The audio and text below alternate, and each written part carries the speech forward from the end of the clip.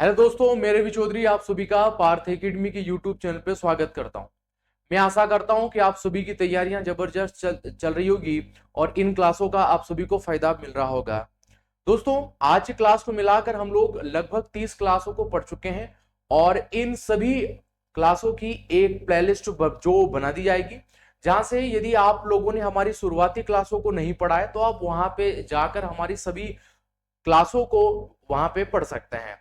Dear friends, mock test number 29 को हम लोगों ने कल वाले सेक्शन में देखा था और और कल वाले सेक्शन में मैंने आप सबको एक होमवर्क में एक सवाल मैंने दिया था और मैंने आप लोगों से एक सवाल पूछा था। देखिए सवाल क्या था, मैंने आप लोगों से पूछा था कि नेहरू पर्वतारोपण एक संस्थान है और ये जो संस्थान है ये भारत में कहां पर पड़ता है, मैंने आप लोगों से पूछा था। चार ऑप्शन थे, जम्मू कश्मीर, हिमाचल प्रदेश, लेह और उत्तराखंड।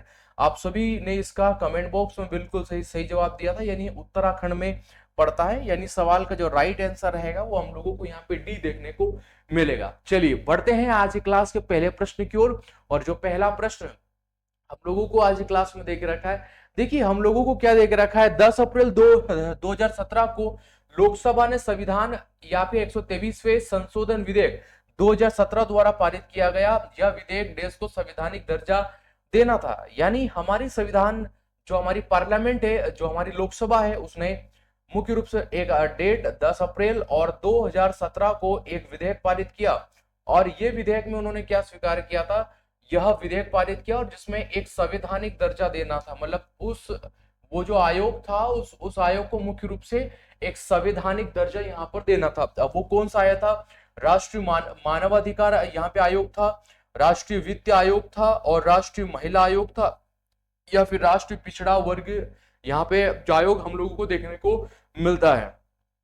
अब आप देखिएगा यहाँ पे राष्ट्रीय मानवाधिकार जो आयोग दे के रखा है, आप सभी जानते हैं कि इसकी स्थापना मुख्य रूप से 1993 में इसकी स्थापना होती है। वहीं पर जो वित्त आयोग का प्रावधान है, आप सभी जानते हैं कि आर्टिकल 280 में यहाँ पर हम लोग एक वित्त आयोग पढ़ते हैं। राष्ट्रीय महिला आयोग, और राष्ट्रीय महिला आयोग हम लोग यहाँ पर देखते हैं कि 1992 में राष्ट्रीय महिला आयोग की स्थापना हुआ था। और जो राष्ट्रीय महिला आयोग है इसकी वर्तमान अध्यक्ष कौन है, वर्तमान यदि अध्यक्ष आप लोगों से पूछेगा कि वर्तमान अध्यक्ष कौन है, तो जवाब हो जाएगा कि रेखा शर्मा। कौन दोस्तों, रेखा शर्मा कौन बनाई गई है, इसकी वर्तमान में अध्यक्ष बनाई गई है। और हम लोग देखेंगे कि वित्त आयोग का जो कार्यकाल होता है, वित्त आयोग का कार्यकाल आप सभी जानते हैं कि 5 वर्ष का कार्यकाल होता है और राष्ट्रपति के द्वारा इसकी नियुक्ति की जाती है। अब यहाँ पर 10 अप्रैल 2017 को हम लोगों से पूछा था कि लोकसभा ने उसे संवैधानिक दर्जा दिया है, तो आप सभी को याद होना चाहिए कि राष्ट्रीय पिछड़ा आयोग को वर्तमान में संवैधानिक दर्जा प्राप्त हो चुका और कौन से आर्टिकल के तहत, तो आर्टिकल 33 यहाँ पर जेड के क्लॉज नंबर बी के तहत इसे यहाँ पर अब संवैधानिक दर्जा इसे दिया जा चुका है। तो आप सभी को ये यहाँ पे याद होना चाहिएगा। यानी लोकसभा ने संविधान के 123वें संशोधन विधेयक 2017 द्वारा पारित किया, जिसमें उन्होंने राष्ट्रीय पिछड़ा वर्ग आयोग को एक ये जो संवैधानिक दर्जा स्थिति देने का जो यहाँ पर काम किया है। यानी जो सवाल का जो राइट आंसर देखने को मिलेगा ऑप्शन नंबर बी हम लोगों को यहाँ पे देखने को मिलता है। चलिए बढ़ते हैं नेक्स्ट प्रश्न की ओर। और अगला प्रश्न आप लोगों को यहाँ पर क्या देके रखा है, देखिए अगला प्रश्न है कि निम्नलिखित में से कौन सा ट्रॉफी और खेल ब्रिज से जुड़ा है। एक प्रकार का गेम शो होता है ब्रिज, और इस ब्रिज से कौन सा यहाँ पे ट्रॉफी जो जुड़ी हुई है आप लोगों को दिया है।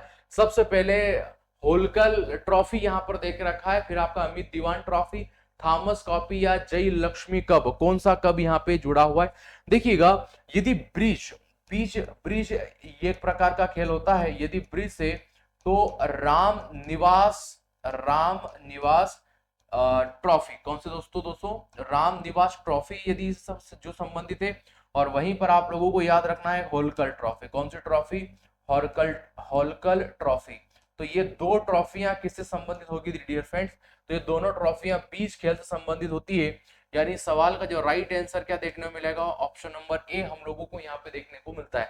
देखिए दोनों इंपोर्टेंट है, आप लोगों को याद होना चाहिए। एक तो राम निवास ट्रॉफी के बारे में यदि आप लोगों से पूछ सकता है, और वहीं पर एक आप लोगों से होलकर ट्रॉफी के बारे में पूछ सकता है। ये दोनों ही ट्रॉफियां किससे संबंधित हो जाएगी, तो आप लोगों को याद रखना है कि बीच खेल से संबंधित यहाँ पर रहेगी। चलिए बढ़ते हैं नेक्स्ट प्रश्न की ओर। और अगला प्रश्न जो आप लोगों को यहाँ पर देख रखा है, देखिएगा हिग्स बोसान जो शब्द है, और हिग्स बोसान जो शब्द है यहाँ पर, हिग्स बोसान जो रिलेटेड है ये किससे रिलेटेड जो करता है, चार ऑप्शन दे के रखा है, नैनो टेक्नोलॉजी प्रौद्योगिकी से, या आपके ऑप्टोलॉजी से, गॉड पार्टिकल से, या आप लोगों के स्टेम सेल रिसर्च से। तो किससे रिलेटेड है हिग्स बोसान? आप लोगों ने यदि ज्योग्राफी पढ़ा है और उसमें भी आप लोगों ने यदि वर्ल्ड ज्योग्राफी को, सोलर सिस्टम हम लोग पढ़ते हैं, यूनिवर्स को पढ़ते हैं, यदि वहां पर आप लोगों ने हिग्स बोसान को यहाँ पे पढ़ा होगा तो आप लोगों को याद होगा कि हिग्स बोसान क्या है। देखिए आप सभी जानते हैं कि वर्तमान में हम लोग यही मानते हैं कि जो ये यूनिवर्स का निर्माण हुआ है, तो कहीं ना कहीं इसके लिए हम लोग जो सबसे प्रामाणिक थ्योरी आज वर्तमान में भी हम लोग मानते हैं, तो वो कहीं ना कहीं हम लोग बिग बैंग थ्योरी को मानते हैं। और बिग बैंग थ्योरी में हम लोग ऐसा पढ़ता है कि वो यहाँ पे स्मॉलेस्ट पार्टिकल रहा कि जिससे पूरे यूनिवर्स की यहाँ पे उत्पत्ति हुई। तो फिर वो कौन सा स्मॉलेस्ट पार्टिकल था कि जिससे यूनिवर्स की उत्पत्ति होती हुई हम लोगों को दिखाई देती है? देखिए जिसके लिए क्या किया गया था, एक सर्न, कौन सा दोस्तों, एक सर्न एक भौतिक की प्रयोगशाला है, सर्न प्रयोग की एक भौतिक की प्रयोगशाला है। और ये जो प्रयोगशाला है कहां पर है दोस्तों, तो ये प्रयोगशाला आप लोगों को एक स्विट्जरलैंड देश में, देखिए कहां पर दोस्तों, एक स्विट्जरलैंड एक देश है, यहां पर ये आप लोगों को ये भी याद होना चाहिए, ये जो सर्न प्रयोगशाला है ये वर्तमान में भौतिक की सबसे बड़ी, यदि प्रयोगशाला के बारे में पूछेगा तो यही सर्न प्रयोगशाला हम लोगों को यहाँ पे देखने को मिलेगी। अभी जो सर्न प्रयोगशाला है, इस सर्न प्रयोगशाला में यहाँ पे स्टडी किया गया कि कौन सा वो यूनिवर्स का स्मॉलेस्ट पार्टिकल है जिससे मिलकर यहाँ पे पूरे यूनिवर्स बना है। तो फिर यहाँ पर क्रिएट किया गया ये जो सर्न प्रयोगशाला है, यहाँ पर एक आप लोगों को यहाँ पर ये एक मशीन है जिसका नाम है LSC मशीन। अब क्या किया गया था कि जमीन के अंदर यहाँ पे होल किया गया, और होल में ये मशीन है, मैंने मशीन का नाम लिखा है आप लोगों को LSC मशीन। इस LSC ये मशीन में क्या किया गया, ये खोजा गया कि दुनिया का सबसे स्मॉलेस्ट पार्टिकल है क्या, किससे मिलकर पूरा यूनिवर्स बना है, यह जानने की जिज्ञासा कोशिश की गई।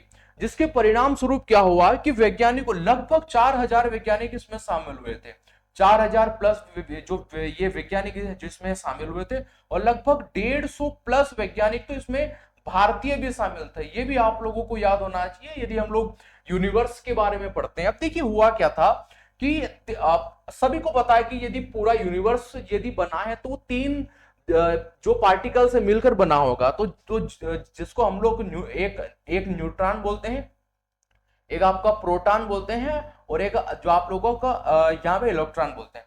और आप सभी जानते हैं कि यहाँ पे इलेक्ट्रॉन पे तो जो नेगेटिव चार्ज लेता है, तो इसे तो आप सभी जानते हैं कि यहाँ पे इलेक्ट्रॉन पर नेगेटिव जो चार्ज होता है इसको यहाँ पे नहीं लिया गया।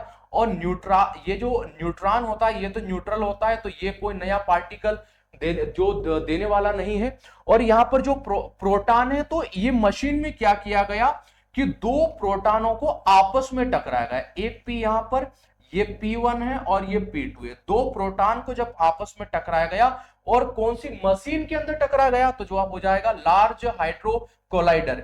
ये मशीन कहां पर देखने को मिलेगी, तो स्विट्जरलैंड में हम लोगों को ये मशीन के अंदर जब ये 2 पार्टिकल थे, और दोनों पार्टिकल का नाम था प्रोटॉन, मतलब P1 और P2 को आपस में जब जो टकराया गया, तो एक नया पार्टिकल हम लोगों को एक नया जो पार्टिकल है हम लोगों को यहां पर देखने को मिला। अब वैज्ञानिकों से पूछा गया कि भाई साहब कौन सा नया पार्टिकल देखने को मिला। कैमरे जो इन सब ने इस मशीन के अंदर फिट किए गए थे, उन कैमरों में वो दिखा नहीं, लेकिन 4000 से ज्यादा वैज्ञानिक थे। जब इनसे पूछा गया कौन सा नया पार्टिकल आप लोगों ने यहाँ पे खोजा है, तो जवाब जो इन लोगों ने दिया कि हम लोगों ने पूरे यूनिवर्स का सबसे स्मॉलेस्ट पार्टिकल खोज लिया है, जिससे मिलकर पूरा ब्रह्मांड जो उसी पार्टिकल से मिलकर बना हुआ है। तो जवाब हो जाएगा जो इन लोगों ने जो पार्टिकल खोजा, उस पार्टिकल नाम का गोल्ड पार्टिकल। कौन सा पार्टिकल खोजा था, तो जवाब हो जाएगा गोल्ड पार्टिकल, इनके द्वारा यहां पर खोजा गया। तो ये आप लोगों को याद होना चाहिए, ये जो हिग्स बोसान है, हिग्स बोसान जो किससे संबंधित है, तो ये गॉड पार्टिकल से संबंधित है। यानी वर्तमान में हम लोग ये मानते हैं कि पूरा जो यूनिवर्स बना है वो कहीं ना कहीं हिग्स बोसान पार्टिकल यानी गॉड पार्टिकल से मिलकर बना है। तो इतना आप सभी को यहाँ पे याद होना चाहिएगा। चलिए बढ़ते हैं नेक्स्ट प्रश्न की ओर। और अगला प्रश्न हम लोगों को यहाँ पे देकर रखा है कि बोकारो इस्पात संयंत्र देश के सहयोग से बनाया गया था। ये बोकारो किस देश के सहयोग से यहाँ पे बनाया गया था? और आप लोगों को ऑप्शन दे के रखा है फ्रांस, सोवियत संघ, यूनाइटेड यहाँ पर, और जर्मनी आप लोगों को दे के रखा है। देखिए आप लोगों को याद होना चाहिए, यदि सवाल पूछेगा बोकारो, दोस्तों बोकारो यहाँ पर इस्पात के यदि बारे में पूछेगा तो पहली बात तो याद होना चाहिए जो बोकारो जो संयंत्र है ये कहाँ पे लगाया गया है, तो जवाब हो जाएगा ये झारखंड में लाया गया। और किस देश के सहयोग से बनाया गया, तो जवाब हो जाएगा रूस के सहयोग से बनाया गया। वहीं पर सवाल पूछेगा ये जो दुर्गापुर, एक आप सभी जानते हैं कि एक दुर्गा जो पुर यहाँ पे इस्पात संयंत्र है, और दुर्गापुर ये इस्पात संयंत्र कहाँ पर पड़ता है, जवाब हो जाएगा पश्चिम बंगाल में पड़ता है। इतना आप सबको यहाँ पर याद हो जाएगा। और किसके सहयोग से बनाया गया था, जवाब हो जाएगा ब्रिटेन के सहयोग से बनाया गया था। ये तो आप लोगों को यहाँ पे याद होगा। वहीं पर हम लोग देखते हैं कि एक राउ केला, कौन दोस्तों, राउ केला एक संयंत्र, कौन सा, राउ केला एक संयंत्र बनाया गया। और ये जो राउ केला ये जो ये आप लोगों का इस्पात संयंत्र है ये कहाँ पर स्थित है, जवाब हो जाएगा ये राज्य, तो इस राज्य का नाम हो जाएगा उड़ीसा। और किस देश के सहयोग से, तो जवाब हो जाएगा जर्मनी देश के सहयोग से इसको बनाया गया। और वहीं पर हम लोगों को एक भिलाई इस्पात संयंत्र देखने को मिलता है। भिलाई इस्पात संयंत्र ये कहाँ पर है डियर फ्रेंड्स, तो जवाब हो जाएगा ये हम लोगों को छत्तीसगढ़ में देखने को मिलता है। कहाँ पर, छत्तीसगढ़ में देखने को मिलता है। और किस देश के सहयोग से लाया गया, बनाया गया इसे, रूस देश के इसको जो सहयोग से बनाया गया। तो आप सभी को यहाँ पे इतना याद होना चाहिए। हमसे पूछा था बोकारो संयंत्र के बारे में, तो बोकारो कहाँ किस देश के जो सहयोग से बनाया गया है, तो इसे सोवियत संघ के सहयोग से बनाया गया। यानी सवाल का जो राइट आंसर रहेगा ऑप्शन नंबर बी हम लोगों को यहाँ पे देखने को मिलेगा। चलिए बढ़ते हैं नेक्स्ट प्रश्न की ओर। और जो अगला प्रश्न हम लोगों को यहाँ पे देकर रखा है कि निम्नलिखित में से कौन सा भारत का पहला पेपरलेस बजट था। पेपरलेस बजट के बारे में पूछा गया है। और आप सभी जानते हैं कि ये कोरोना काल को लेकर पहली बात केंद्रीय जो सरकार ने केंद्रीय बजट 2021-22 पहली बार पेपरलेस बजट जो केंद्र सरकार है वो लेके आई थी। यानी इस सवाल का जो राइट आंसर होगा ऑप्शन नंबर डी हम लोगों को यहाँ पे देखने को मिलेगा। चलिए बढ़ते हैं नेक्स्ट जो प्रश्न की ओर। और जो अगला प्रश्न हम लोगों से पूछा, देखिए डेबिट कार्ड पर कितनी संख्या होती है, हम लोगों से पूछा है। देखिए डेबिट कार्ड हम लोगों से पूछा है, डेबिट कार्ड, और डेबिट कार्ड में आपको बताना है कितनी संख्याएं हम लोगों को यहाँ पे देखने को मिलती है, 15, 16, 14 या फिर 17, कितनी संख्याएं हम लोगों को यहाँ पे डेबिट कार्ड में मुख्य तौर पर देखने को मिलती है। देखिए डेबिट कार्ड पे यदि सवाल पूछेगा तो 16 संख्याएं देखने को मिलती है। वहीं पर पेन कार्ड पर कितनी संख्या देखने को मिलेगी, जल्दी से बना जो आप लोगों का जवाब चाहूंगा, तो जवाब हो जाएगा 10 हम लोगों को यहाँ पर जो देखने को मिलेगी। और आप लोगों का एक कार्ड होता है जिसे आप लोगों ने एटीएम कार्ड कहा है, इस पर कितनी संख्याएं हम लोगों को यहाँ पर देखने को मिलती है, एटीएम पर यहाँ पर कितनी संख्याएं हम लोगों को यहाँ पर देखने को मिलेगी। वहीं आप लोगों का जो आधार कार्ड है, आधार कार्ड पर कितने नंबर हम लोगों को डिजिट के रूप में देखने को मिलते हैं, तो जवाब हो जाएगा 12 के ये डिजिट में हम लोगों को देखने को मिलते हैं। वहीं पर एक IFSC कोड होता है, ये कोड में कितने नंबर देखने को मिलते हैं, 11 नंबर हम लोगों को देखने को मिलते हैं। लेकिन हम लोगों से सवाल पूछा यार टिकट डेबिट कार्ड पर कितने नंबर होते हैं, तो डेबिट कार्ड पर कितनी संख्याएं देखने को मिलती हैं, तो 16 संख्याएं हम लोगों को देखने को मिलती है। यानी जो सवाल का राइट आंसर क्या रहेगा, ऑप्शन नंबर बी हम लोगों को यहाँ पर देखने को मिलेगा। चलिए बढ़ते हैं नेक्स्ट प्रश्न की ओर। और अगला प्रश्न देके रखा, निम्नलिखित में कौन सा यहाँ पर सम्मिलित नहीं है, या आप लोगों का माउंट एटना, ये प्रमुख रूप से आप लोगों को ज्वालामुखी देके रखें। और ज्वालामुखी आप लोगों से पूछा है कि काकराटोवा मलेशिया, जी हाँ ये सम्मिलित नहीं है, आप लोगों को याद होना चाहिए। पोपा म्यांमार पड़ता है, फ्यूजियामा जापान पड़ता है, माउंट एटना जो है वो इटली में पड़ता है, ये भी आप लोगों को यहाँ पे याद होगा। देखिए कुछ प्रमुख ज्वालामुखी जैसे यहाँ पर जो आप लोगों का फ्यूजियामा, कौन सा, एक फ्यूजियामा ज्वालामुखी जो आप लोगों को कहाँ पर देखने को मिला, जापान में यहाँ पर देखने को मिला।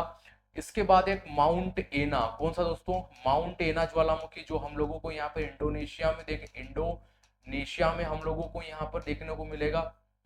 वहीं पर माउंट इटना, कौन सा, माउंट इटना हम लोगों को कहाँ देखने को मिलेगा, तो जवाब हो जाएगा ये भी हम लोगों को इटली में देखने को मिलेगा। और माउंट रेनियर, कौन सा, माउंट रेनियन, ये आप लोगों को याद होना चाहिए, एक जो माउंट रेनियर है, और ये माउंट रेनियर कहाँ पर देखने को मिलेगा हम लोगों को, यूएसए में। और माउंट मोना लोवा, कौन सा, मोना लोवा, और माउंट लोना जो मोना मोना लोवा, ये हम लोगों को कहाँ पर देखने को मिलेगा, तो ये हवाई द्वीप पर देखने को मिलेगा ज्वालामुखी, हवाई द्वीप पर जो देखने को मिलेगा। और माउंट यहाँ पर स्ट्रॉन्ग बुली, कौन सा दोस्तों, यहाँ पर ये आप लोगों का स्ट्रॉन्ग बुली ज्वालामुखी, ये आपका जो स्ट्रॉन्ग बुली ज्वालामुखी कहाँ पर देखने को मिलेगा, तो यहाँ पे इटली एक देश पड़ता है, और वो और जो वही देश है उसका एक द्वीप देखने को मिलता है जिसका नाम है लिपारी, कौन सा देखने को मिलेगा, लिपारी। और ये लिपारी द्वीप पर किस देश का अधिकार है, तो जवाब हो जाएगा इटली देश के बारे में, जो इसका यहाँ पर अधिकार पड़ता है। और यदि जो ये जो माउंट स्ट्रॉन्गबुली ज्वालामुखी हम लोगों को यहाँ पे पढ़ने को मिलता है, आप लोगों को यहाँ पे नोट करना है, आप लोगों को याद होना चाहिए, इसे भूमध्य सागर का प्रकाश स्तंभ भी कहते हैं। भूमध्य सागर का इसे क्या कहा जाता है, इसे प्रकाश यहाँ पे स्तंभ भी कहा जाता है, ये भी आप लोगों को यहाँ पर याद होना चाहिए। तो हम लोगों ने एक फ्यूजियामो को पढ़ा, माउंट एना को पढ़ा, ये माउंट एना है, ये ये आप लोगों का एटेना है। माउंट रेनियर को हम लोगों ने यूएसए में देखा, और माउंट मोना लोवा हम लोगों ने हवाई द्वीप पर मना, और एक माउंट हम लोगों ने स्ट्रॉन्ग बुली। देखिए भारत में भी दो प्रकार के ज्वालामुखी हम लोगों को देखने को मिलते हैं, एक तो भारत का जो एक सक्रिय ज्वालामुखी हम लोगों को यहाँ पर देखने को मिलेगा। क्या आप सभी को याद है कि भारत का जो सक्रिय ज्वालामुखी कौन सा देखने को मिलेगा, तो जवाब हो जाएगा बेरन, कहां पर देखने को मिलेगा, बेरन हम लोगों को, और कहां पर देखने को मिलता है, हमारे अंडमान और निकोबार पर हम लोगों को देखने को मिलता है। तो ये भारत का एकमात्र सक्रिय ज्वालामुखी, और एक नारकोंडम, कौन सा दोस्तों, नारकोंडम हम लोगों को यहाँ पर देखने को मिलता है। तो जिसमें से सक्रिय भारत का एकमात्र कौन सा जो ज्वालामुखी हो जाएगा, तो जवाब हो जाएगा ये जो बेरन ज्वालामुखी, यही बेरन ज्वालामुखी एकमात्र सक्रिय ज्वालामुखी हम लोगों को यहाँ पर देखने को मिलता है। ठीक है, तो हम लोगों से पूछा है कौन सा सम्मिलित नहीं है, तो ऑप्शन नंबर जो डी है ये सम्मिलित यहाँ पर नहीं है। इस सवाल का राइट आंसर आएगा ऑप्शन नंबर डी, हम लोगों को यहाँ पे देखने को मिलता है। चलिए पढ़ते हैं नेक्स्ट प्रश्न की ओर। अगला प्रश्न हम लोगों को यहाँ पर देख रखा है, भारत में हरित क्रांति दूसरे चरण की कब अवधि क्या थी, यानी भारत में जो ग्रीन रिवॉल्यूशन आया था, जो हरित क्रांति आई थी, और ये हरित क्रांति का जो दूसरा चरण था ये हम लोगों से यहाँ पर पूछेगा। देखिए पहले तो याद होना चाहिए जो ग्रीन रिवॉल्यूशन भारत में देखने को मिलेगा, ये ग्रीन जो हम लोगों को रिवॉल्यूशन यहाँ पर जो देखने को मिलता है, यानी ये जो हरित क्रांति देखने को मिलती है, ये हरित क्रांति सबसे पहले हमने किस व्यक्ति के माध्यम से देखने को मिली, तो विश्व में यहाँ पे नॉर्मन बोरलोंग जो है ये प्रमुख व्यक्ति हुए, बोरलंग करके जो फेमस व्यक्ति हुए, इनके द्वारा सबसे पहले यहाँ पर नए बीजों का यहाँ पे उत्पादन प्रारंभ किया। और मुख्य रूप से लैटिन अमेरिका, आप सभी जानते हैं यहाँ पर जो लैटिन अमेरिका का भाग पड़ता है, लैटिन अमेरिका मुख्य रूप से यहाँ पर मैक्सिको के मूल निवासी थे, ये मैक्सिको के थे। तो जो इनके द्वारा नए बीजों की खोज किया गया था। और विश्व में हरित क्रांति के जनक भी कौन माने जाते हैं, तो जवाब हो जाएगा नॉर्मन बोरलॉन्ग, विश्व में यहाँ पर हरित क्रांति के जनक माने जाते हैं। और नॉर्मन बोरलॉन्ग को इनकी विशिष्ट कार्य के लिए यहाँ पर 1970 में क्या दिया गया था, तो आप लोगों को याद होना चाहिए, इन्हें नोबेल प्राइज भी दिया गया था। क्या दिया गया था, नोबेल प्राइज भी यहाँ पर जो ये नॉर्मन बोरलॉन्ग को दिया गया था। कौन से वर्ष में दिया गया था, तो जवाब हो जाएगा 1970 में। और वहीं पर यदि मैं भारत के परिप्रेक्ष्य में सवाल पूछूंगा, तो भारत में जो एस स्वामीनाथन साहब हुए, आप सभी जानते हैं इन्हें भारत में जो हरित क्रांति का जो पिता कहा जाता है, हरित क्रांति का पिता, तो हरित क्रांति का पिता भारत में किसे कहा जाता है, तो जवाब हो जाएगा जो डॉक्टर स्वामीनाथन को जो यहाँ पे माना जाता है। और इन्होंने भारत में जो 1966 और 7 में सबसे पहले हरित क्रांति का भारत में प्रयास किया था। और भारत में जो हरित क्रांति प्रारंभ हुई थी, और उस हरित क्रांति का सबसे ज्यादा प्रभाव कौन सी फसल पर देखने को मिला था आप लोगों को? तो जवाब हो जाएगा आप लोगों का कि गेहूं की फसल पर सबसे ज्यादा हम लोगों को देखने को मिलेगा। और यहाँ पर ये तो पहला जो समय काल रहा, इन्होंने पूछा है कि जो दूसरा चरण कब प्रारंभ हुआ था। तो ये जो आप लोगों का 80 और 90 का दशक था, 80 और जो 90 का जो दशक था, इसमें दूसरा चरण हम लोगों ने हरित क्रांति का यहाँ पर माना है। तो जो सवाल का राइट आंसर हो जाएगा ऑप्शन नंबर डी, यहाँ पे बिल्कुल सवाल का राइट आंसर हम लोगों को देखने को मिलेगा। चलिए बढ़ते हैं नेक्स्ट प्रश्न की ओर। और जो अगला प्रश्न हम लोगों को यहाँ पर देख रखा है कि भारत में जो शेषाचलम बायोस्फीयर रिजर्व है ये कहाँ पर है। भारत में शेषाचलम जो बायोस्फीयर रिजर्व है ये हम लोगों को कहाँ पर देखने को मिलेगा। देखिए यदि बात पूछ रहा है शेषाचलम, शेषाचलम जो बायोस्फीयर रिजर्व होता है, बायोस्फीयर रिजर्व हम लोगों को कहां पर देखने को मिलेगा। तो जवाब हो जाएगा आंध्र प्रदेश में हम लोगों को मुख्य तौर पर यह देखने को मिलता है। वहीं पर मैं बात करूंगा कि एक नीलगिरी याद होना चाहिए, भारत का पहला बायोस्फीयर रिजर्व नीलगिरी जो बायोस्फीयर रिजर्व है, बायोस्फीयर रिजर्व है, ये हम लोगों को मुख्यतः तमिलनाडु और केरल में देखने को मिलता है। तमिलनाडु व केरल में हम लोगों को ये देखने को मिलता है। वहीं पर मैं बात करूंगा यहाँ पर कि हम लोगों को एक एक यहाँ पर पन्ना बायोस्फीयर रिजर्व, पन्ना बायोस्फीयर यहाँ पर रिजर्व है। तो ये पन्ना बायोस्फीयर रिजर्व हम लोगों को कहाँ पर देखने को मिलता है। तो जवाब हो जाएगा मध्य प्रदेश में हम लोगों को यहाँ पर देखने को मिलता है। तो ये तीन फेमस यहाँ पे बायोस्फीयर, एक तो शेषाचलम बायोस्फीयर है जो कि हमारा आंध्र प्रदेश पड़ेगा, एक नीलगिरी बायोस्फीयर जो रिजर्व इसे सबसे पहले 1986 में इसे बायोस्फीयर रिजर्व घोषित किया गया था। ये भारत में मुख्यतः पहला था, आप लोगों को यहाँ पे याद होना चाहिएगा। और वहीं पर पन्ना बायोस्फीयर रिजर्व इसे 2011 में शामिल किया गया था। और एक जो मध्य प्रदेश का और याद कर लो, एक पंचमढ़ी, कौन सा दोस्तों, एक पंचमढ़ी बायोस्फीयर रिजर्व क्षेत्र, एक बायोस्फीयर जो रिजर्व क्षेत्र है मध्य प्रदेश का, ये भी मध्य प्रदेश में पड़ता है। तो ये चारों के बारे में आप लोगों को यहाँ पर याद होना चाहिएगा। और इस सर इसे कब शामिल किया गया था। तो मध्य प्रदेश में ये जो बायोस्फीयर रिजर्व है इसे 1999 में इसे शामिल किया था, यानी 1999 में शामिल किया था। और एक मध्य प्रदेश में अचान कुमार भी पड़ता है, अचान कुमार बायोस्फीयर रिजर्व, जो कि आपके अमरकंटक जो है, ये अमरकंटक जो पहाड़ी है और अमरकंटक मुख्य रूप से ये जो अचान कुमार देखने को मिलता है ये मध्य प्रदेश के अनूपपुर, यहाँ पे अनूपपुर जिले में हम लोगों को देखने को मिलता है। और इसे 2005 में बायोस्फीयर रिजर्व में क्या किया गया था, शामिल किया गया था। तो ये प्रमुख रूप से आप लोगों को यहाँ पे याद होना चाहिए।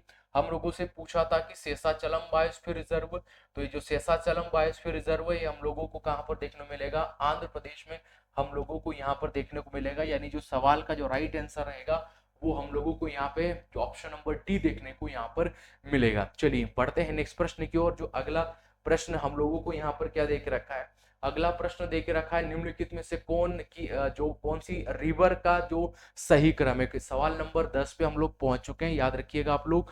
और इसमें से हम लोगों से लंबाई के क्रम में पूछा है। देखिए लंबाई के क्रम में पूछा है तो Ganga Godavari Krishna Yamuna, Ganga Yamuna Godavari Krishna, option number C Godavari Krishna Ganga Yamuna और गोदावरी गंगा कृष्णा यमुना। देखिए चार प्रमुख रिवर है भारत की और हम लोगों से पूछा है कि इनका जो लंबाई से क्रम जमाना है।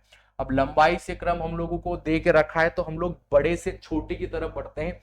तो हम लोगों को गंगा रिवर जो है इसकी लेंथ कितनी देखने को मिली है, तो लगभग 2520 और कहीं पर 25 भी हम लोगों को देखने को मिलती है। गोदावरी रिवर की कितनी लेंथ देखने को मिलती है, तो गोदावरी रिवर की जो 1465 से प्लस ही कहीं ना कहीं हम लोगों को गोदावरी रिवर की लंबाई भारत में देखने को मिलती है। इसके बाद गोदावरी रिवर के बाद कृष्णा रिवर को हम लोग यहाँ पे लेते हैं, कृष्णा नदी को जो लेते हैं वो लगभग 1400 किलोमीटर, ये लगभग आंकड़ा है, 1400 किलोमीटर हम लोगों को देखने को मिलता है। और वहां पर यमुना रिवर, और यमुना रिवर की यहाँ पर लेंथ हम लोग कितने, लगभग 1327 किलोमीटर हम लोगों को यमुना रिवर की लेंथ देखने को मिलता है। यानी पहले नंबर पर जो माता गंगा है, गोदावरी है, कृष्णा है और यमुना है। और यही हम लोगों को ऑप्शन नंबर ए के अंदर यहाँ पर बताया गया है। तो आप सभी को यहाँ पे याद होना चाहिए कि यानी जो सवाल का राइट आंसर रहेगा ऑप्शन नंबर ए हम लोगों को यहाँ पे देखने को मिलेगा। चलिए बढ़ते हैं नेक्स्ट प्रश्न की ओर। और जो अगला प्रश्न हम लोगों को यहाँ पर क्या देख रखा है, एक तरफ श्रीनगर और दूसरी तरफ करगिल और लेह के बीच में देश में एक महत्वपूर्ण सड़क यहाँ पर मार्ग है। कौन सा सड़क यहाँ पर मार्ग है आप लोगों को यहाँ पे देख रखा है। और क्वेश्चन नंबर 10 को पार करके हम लोग अब 11 पे यहाँ पर पहुंच चुके हैं। अब देखिए श्रीनगर और दूसरी तरफ करगिल और लेह के बीच में कौन सा जो पास पड़ता है, मुल्लिंगला, शिपकिला या ये मुख्य रूप से जोजिल्ला है या काराकेट जो ला है। तो आप लोगों को याद होना चाहिए जो जोजिला जो पासेस है यही पड़ता है। यानी सवाल का जो राइट आंसर क्या रहेगा, ऑप्शन नंबर सी हम लोगों को यहाँ पे देखने को मिलेगा। चलिए बढ़ते हैं नेक्स्ट प्रश्न की ओर। जो अगला प्रश्न हम लोगों को यहाँ पर क्या देख रखा है कि आपके अंडमान निकोबार द्वीप समूह की सबसे ऊंची चोटी का नाम बताया, सबसे हाईएस्ट पीक कौन सी पड़ेगी, हम लोगों से यहाँ पे पूछा है। अब देखिए माउंट, ये हम लोगों से अंडमान निकोबार के बारे में पूछा है, अंडमान और निकोबार। तो अंडमान व निकोबार की यहाँ पर सबसे हाईएस्ट पीक हम लोगों से पूछा है कौन सी पड़ेगी, सेडल चोटी, करोह चोटी, कोडा चादरी चोटी या सोनसोगर चोटी। कौन सी चोटी दोस्तों, सोनसोगर चोटी हम लोगों को यहाँ पर देखने को मिलती है। तो यहाँ पर हम लोगों को एक चोटी और भी देखने को मिलती है जिसका नाम है माउंट डियोवोलो। कौन सा, माउंट डियोवोलो जो कि हम लोगों को ग्रेट निकोबार पर पड़ेगी। कहां पर, तो ग्रेट निकोबार पर ये चोटी हम लोगों को दिखाई पड़ती है। तो ये चोटी भी अंडमान निकोबार के द्वीप समूह का हिस्सा है, आप लोगों को याद होना चाहिए।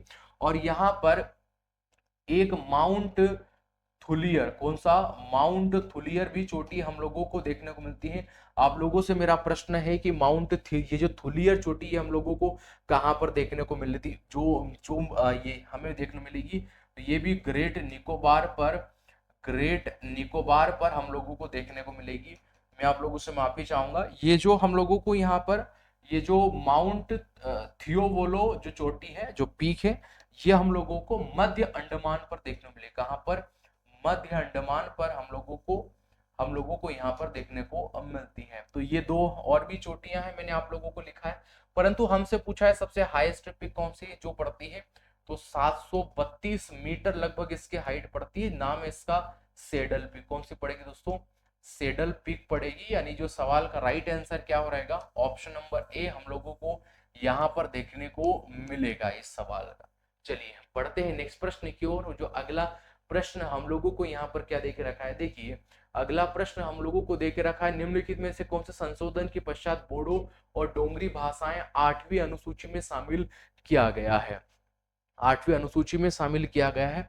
अब देखिए और देखो जब मूल संविधान था, मैं बात कर रहा हूं, जब मूल संविधान के बारे में बात कर रहा हूं, तो जब मूल संविधान जो बना था उसमें 8वीं अनुसूची हम लोगों को देखने को मिलती है। और इसी 8वीं अनुसूची में हम लोगों को यहाँ पर क्या देखने को मिलता है कि मूल संविधान में 14 भाषाओं के बारे में हमें यहाँ पे हम लोगों के बारे में उल्लेख देखने को मिलता है। अब यहाँ पे क्या हुआ, जब हमारे यहाँ पर जब आप लोगों का 21वां संविधान संशोधन और 1967 में हम लोगों को एक सीधी भाषा को जोड़ा गया। कौन सी भाषा को, सीधी भाषा को जोड़ा गया। और ये जो सीधी भाषा थी ये कब जोड़ी गई, तो आप लोगों 90, तो अब जो 14 भाषाओं के बाद कौन जो कितनी भाषा हो चुकी, 15 भाषा हो चुकी। यानी जो मूल संविधान बना था उसमें कितनी भाषाएं थी, 14 भाषाएं हम लोगों को यहाँ पर देखने को मिलती है। और उसके बाद एक और भाषा यहाँ पे जोड़ी गई। वहीं पर यहाँ पर आप लोगों को याद होना चाहिए कि भारत में 71वां जो संविधान संशोधन हुआ था, और ये कब हुआ था, तो 1992 में यहाँ पर हुआ था।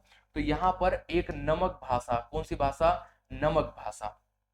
अब न से क्या हो जाएगा यहाँ पर, तो याद होना चाहिए एक नेपाली यहाँ पे जोड़ी गई, न से क्या हो जाएगा, नेपाली भाषा जोड़ी गई, म से क्या हो जाएगा, मणिपुरी यहाँ पर जो जोड़ी गई, और क से क्या हो जाएगा माय डियर, जो कोंकणी भाषा यहाँ पर जोड़ी गई।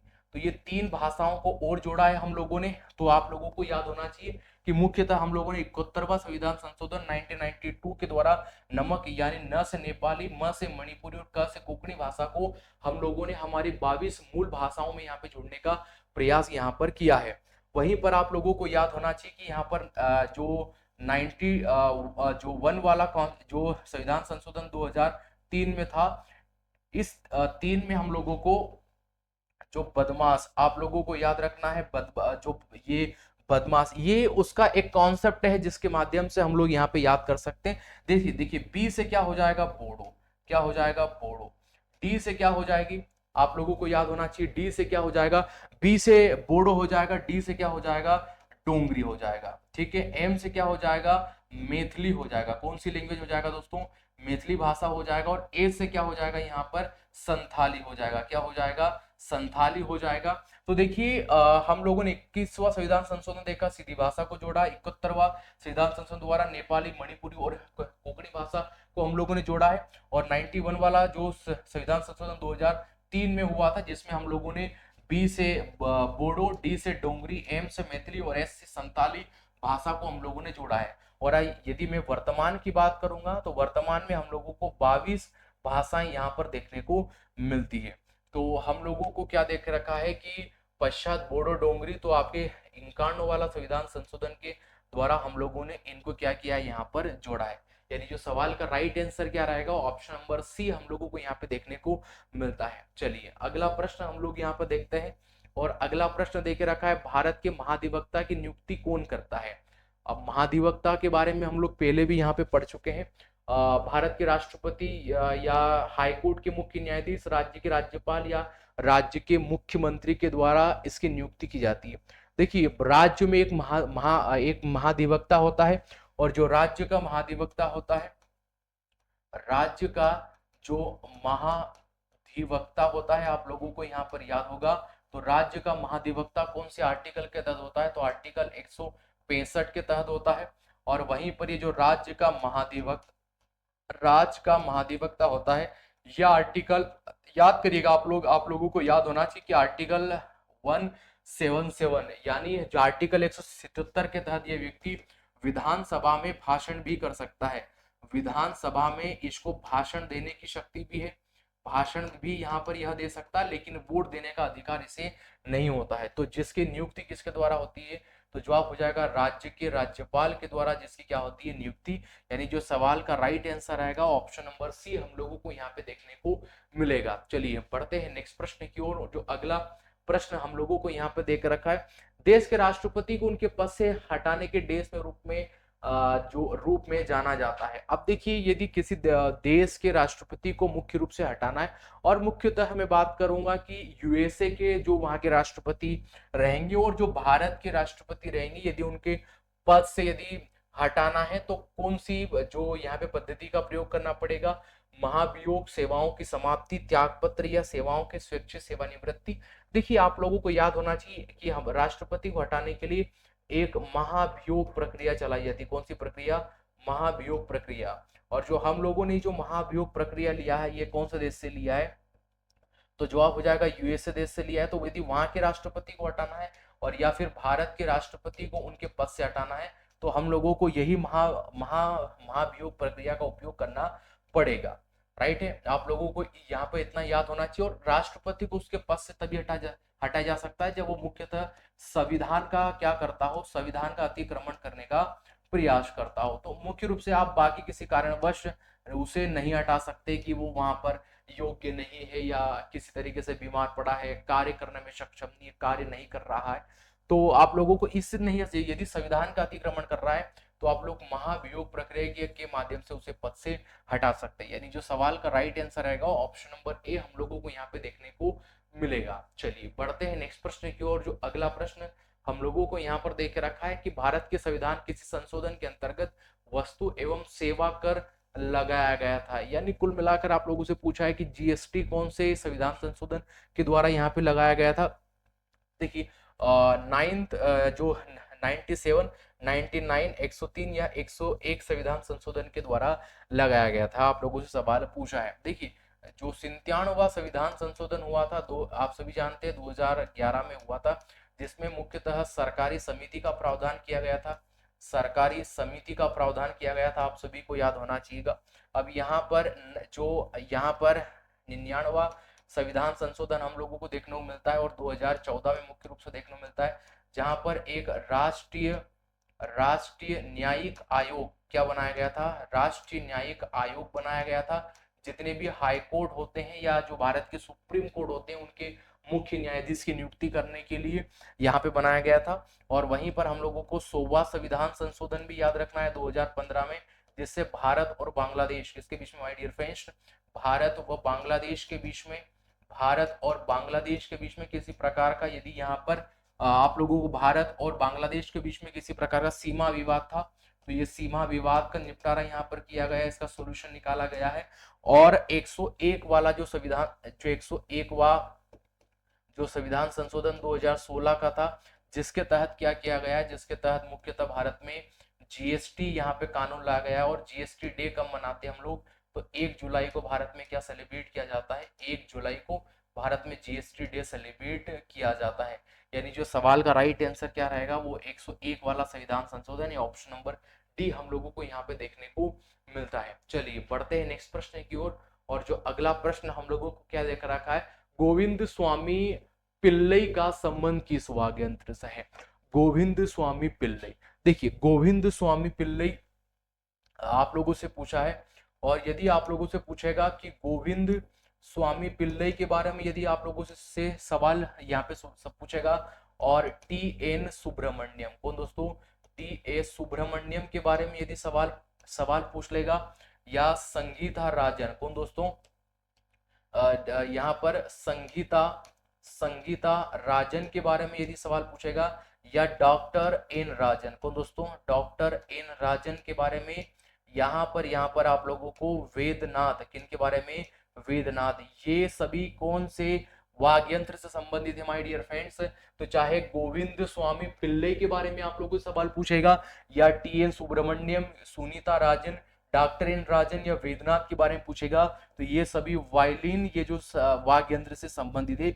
यानी जो सवाल का राइट आंसर देखने को मिलेगा ऑप्शन नंबर डी हम लोगों को यहाँ पे मुख्यतः देखने को मिलता है। चलिए बढ़ते हैं नेक्स्ट प्रश्न की ओर। जो अगला प्रश्न यहाँ पर देख रखा है कि महाबलीपुरम का जो निर्माण निम्नलिखित किस राजवंश के द्वारा यहाँ पर किया गया है। और महाबलीपुरम के जो मंदिर है किस वंश के शासकों के द्वारा बनाए गए हैं।